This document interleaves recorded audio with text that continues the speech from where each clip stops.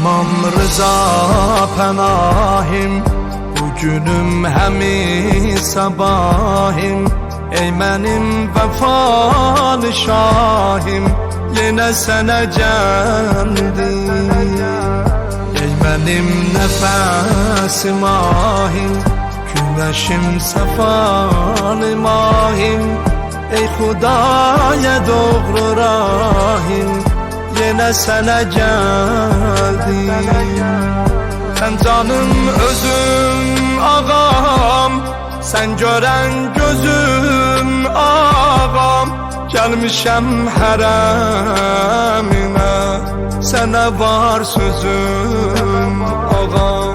Sən canım özüm ağam, sən görən gözüm ağam.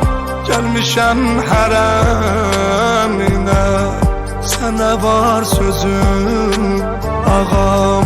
Həsrətin canımı aldı, bükülür dizim ağam. Neyləyim bu ayrılığa, daha yox dözüm ağam. Həsrətin canımı aldı, bükülür dizim ağam. Neyləyim bu ayrılığa, daha yox dözüm ağam. Selam ey behişdən əfsər, hərəmi İmam Rıza.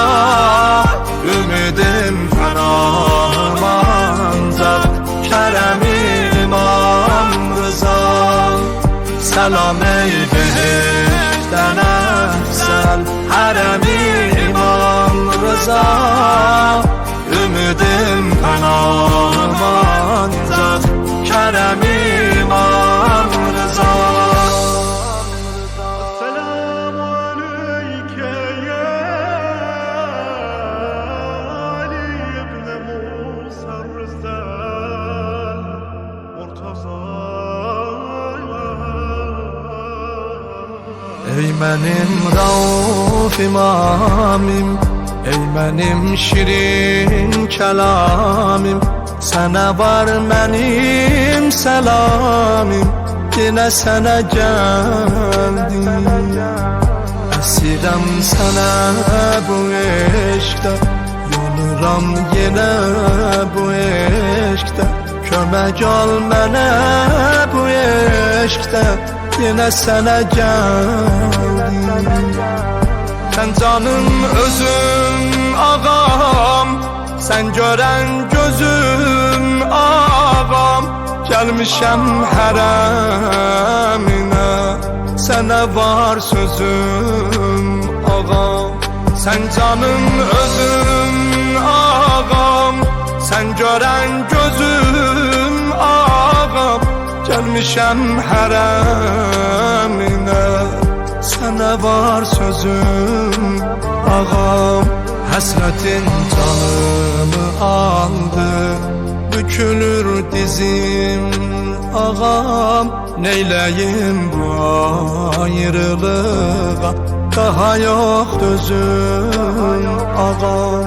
Həsrətin canımı aldı, bükülür dizim ağam.